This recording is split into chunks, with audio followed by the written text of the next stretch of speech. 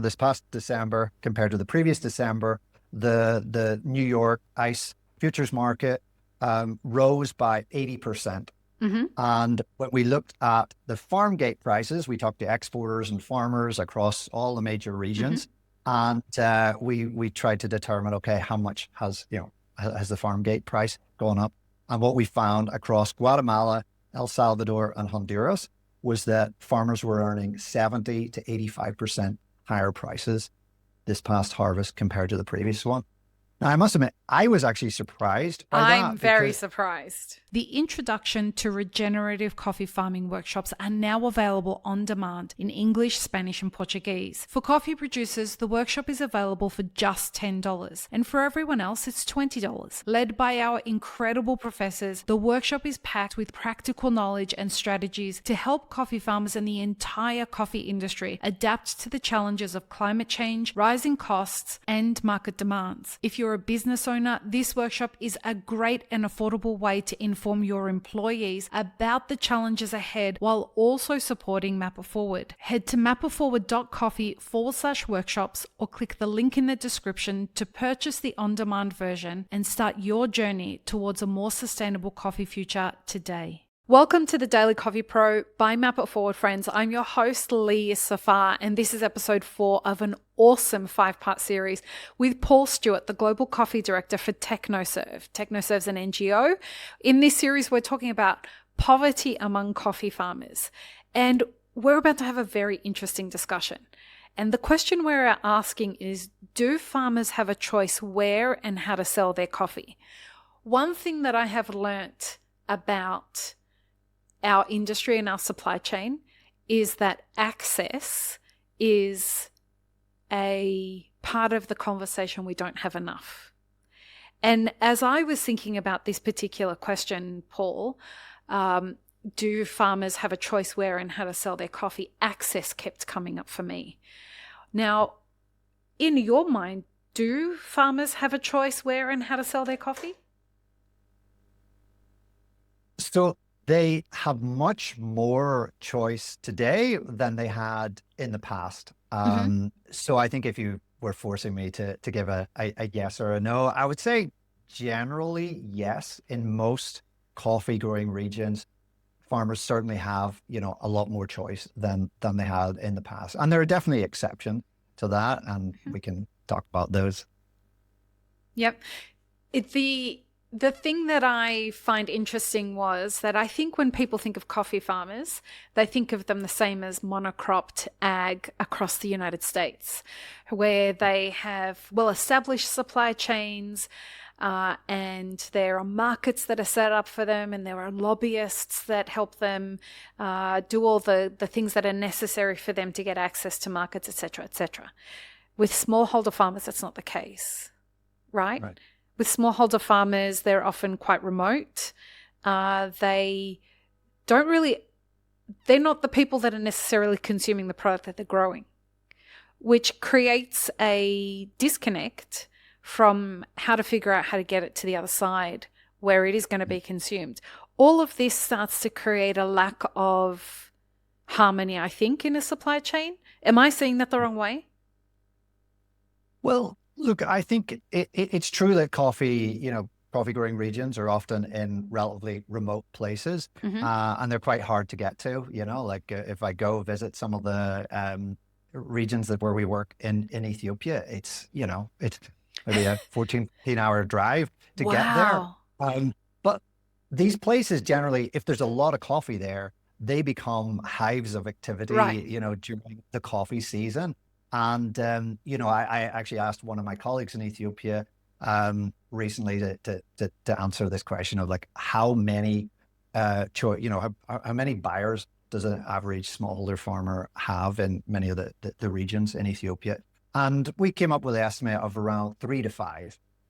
If they go, if the farmer takes their cherry coffee to a collection point, there are multiple buyers there, and they have 3 to 5 buyers. Now they're all going to pay the same price, and that's not because they've all agreed on what the price should be. It's just because market dynamics have kind of dictated what they reckon the value is. And if somebody pays a little bit more, then everybody else is going to have to pay that. Otherwise, they won't get any coffee. So, in many places that's quite typical to have 3 to 5 potential buyers. And actually, for an Ethiopian farmer, they can also keep some of their coffee back and sun dry it, and then sell that later in the year, and they would probably have another 3 to 5 buyers.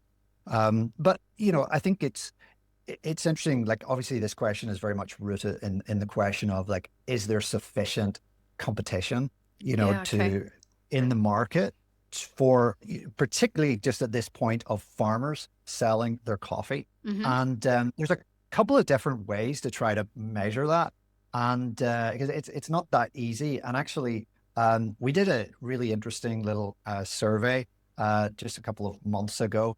I was actually trying to answer a different question, but it actually answers this question as well. I was trying to answer the question, how much of this market increase, the price increase over the last year, how much of a price increase have farmers actually experienced?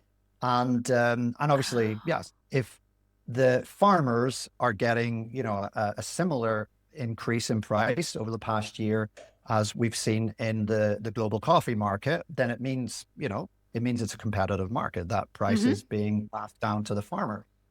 So we can only look at places where the coffee harvest in the past, has happened in the last few months. So I was able to look at a few different countries in Central America that just completed their harvest in the last few months. And what we found was that in the last year, so from this past December compared to the previous December, the New York ICE futures market rose by 80%.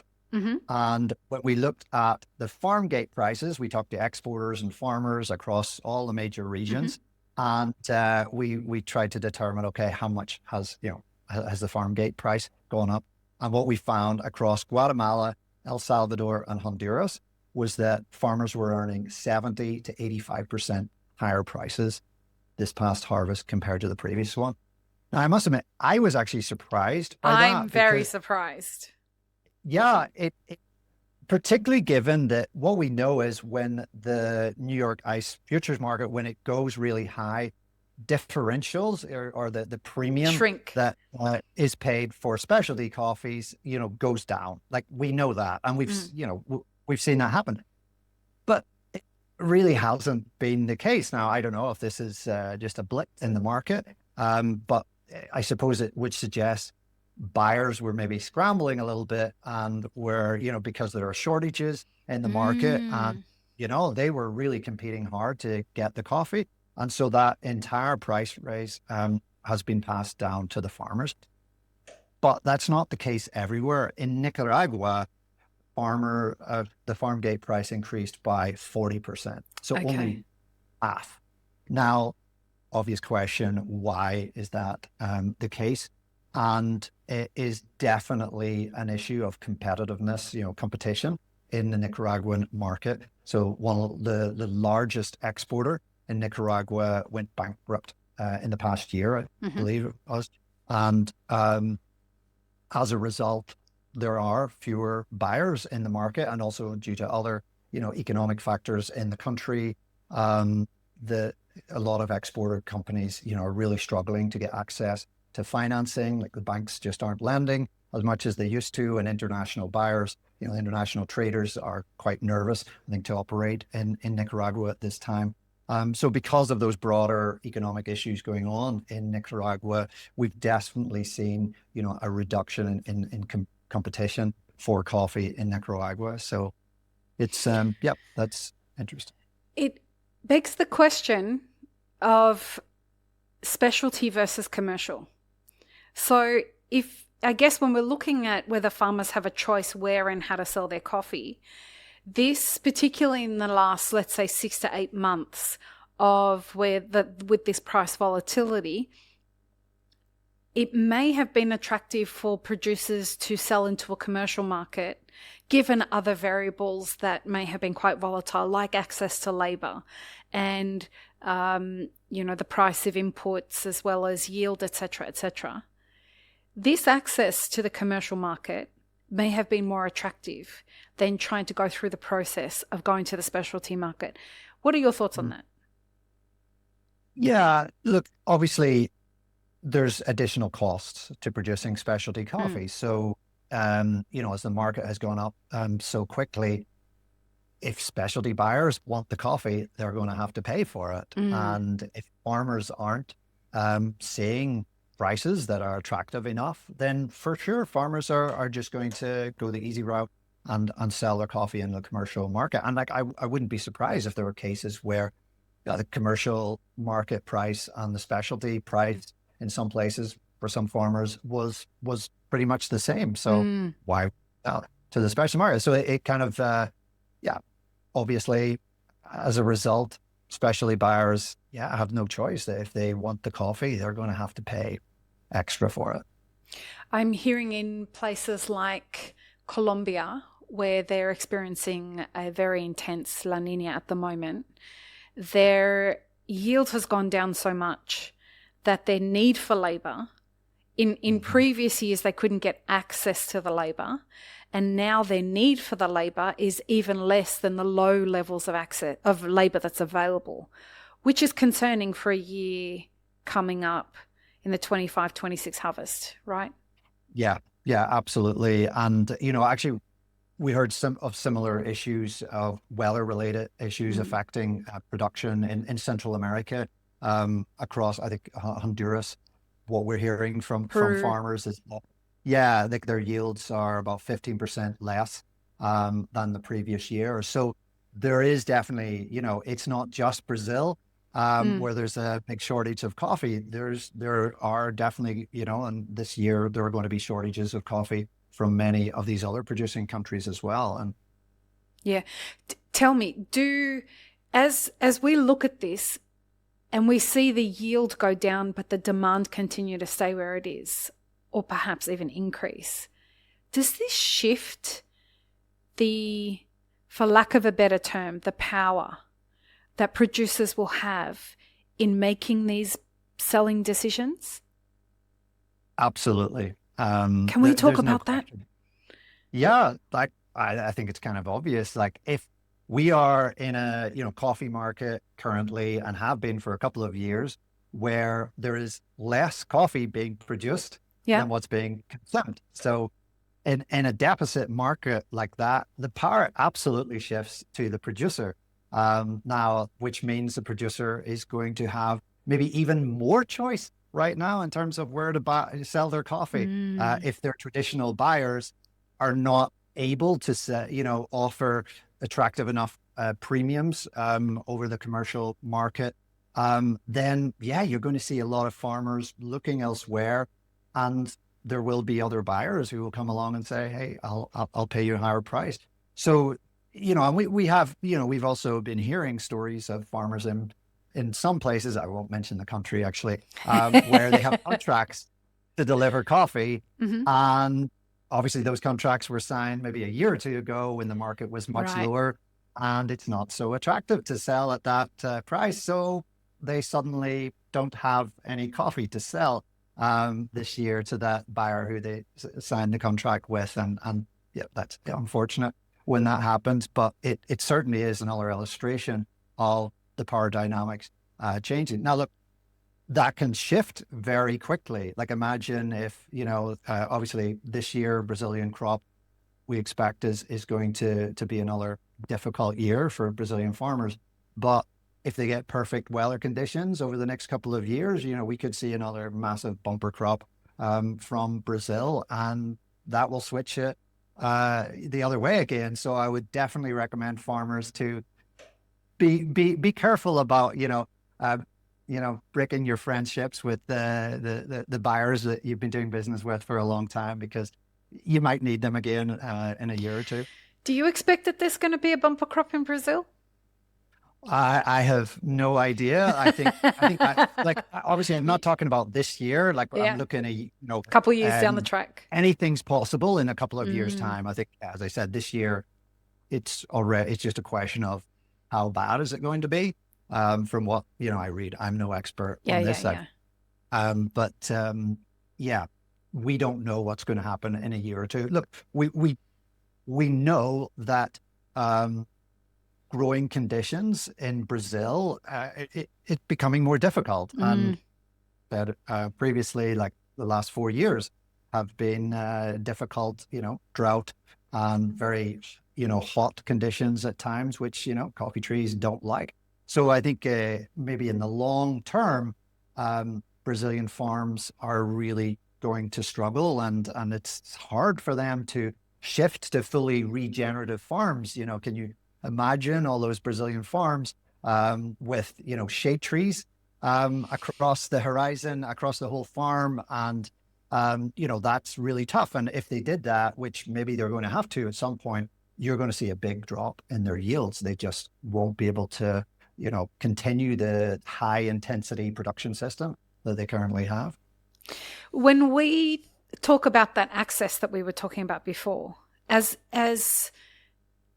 we see, excuse me, as we see this shift in like power that is happening, and the way I like to look at it is that we are seeing a redistribution of that power happening the way that it needs to be, more evenly distributed.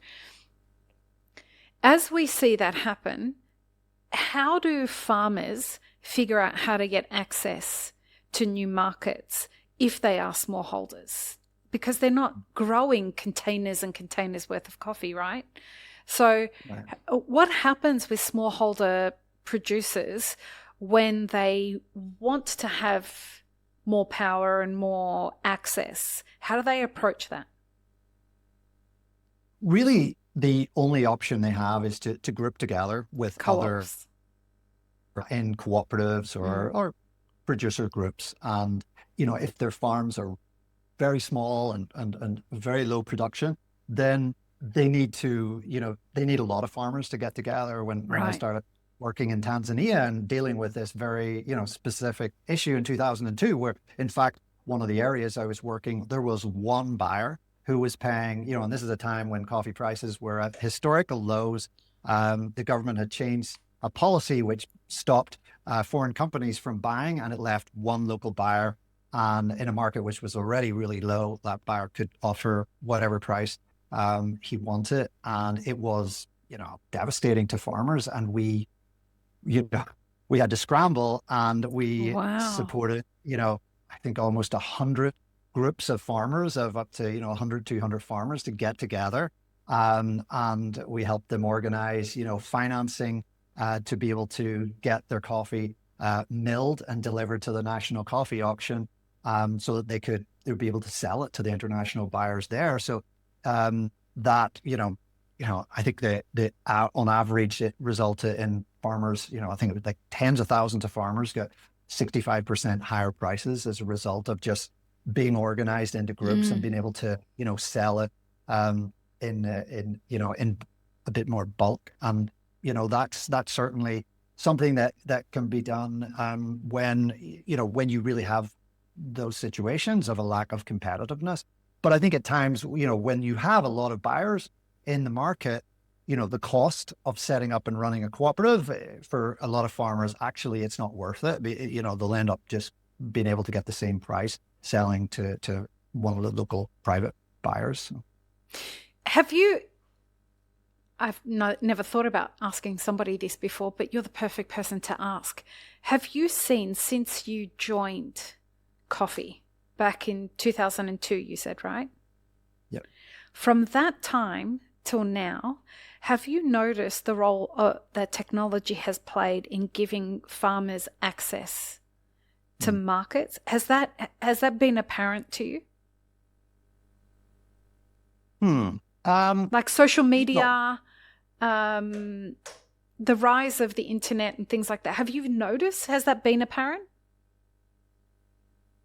So I would say, in my experience in East Africa, not so much. And that's interesting.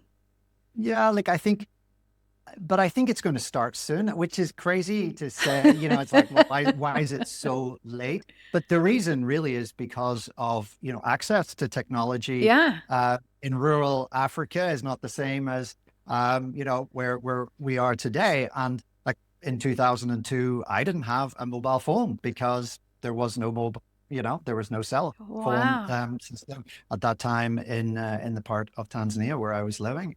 And so really it's only in the last couple of years that we're starting to see, farmers actually having mobile phones or cell phones, and those are just basic feature phones where that they can use for voice. And it's only now that we're really starting to see Mm. farmers getting smartphones. Now it depends on the plate.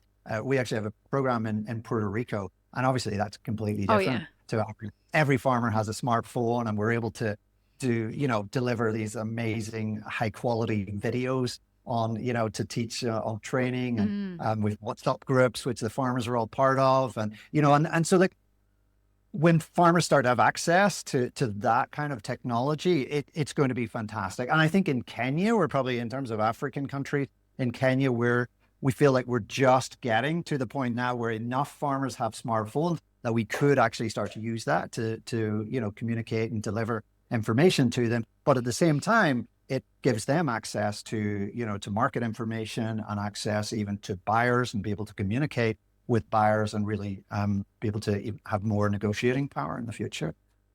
Yeah, amazing. I mean, that's the exciting part about when that kind of access does open up. Then it comes down to creativity and, all the other soft skills that come with how do you create relationships? How do you start that conversation?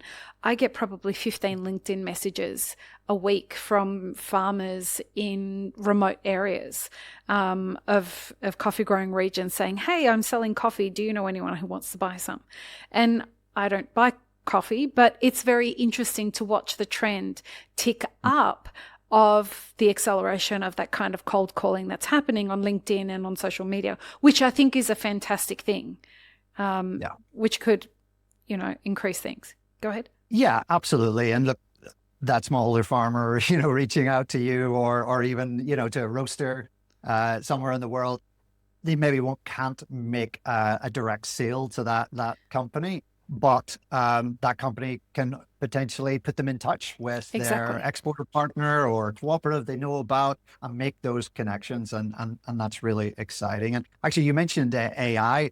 It just reminded me that a former colleague reached out to me just last week, and he sent me a link, and he said, "Oh, I'm doing a master's course on looking at AI and some other things, and I just had a go at taking the TechnoServe wet mill processing manual, which is available online." Mm-hmm. And he said, "I created a WhatsApp AI chat bot from the manual." He was like, "I literally just spent no time on this. It was like, here's the link."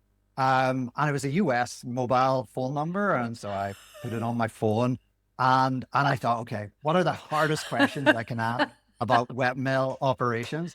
And so I started asking it advice about, what type of pulping machine should I buy, and if I'm based in a certain country.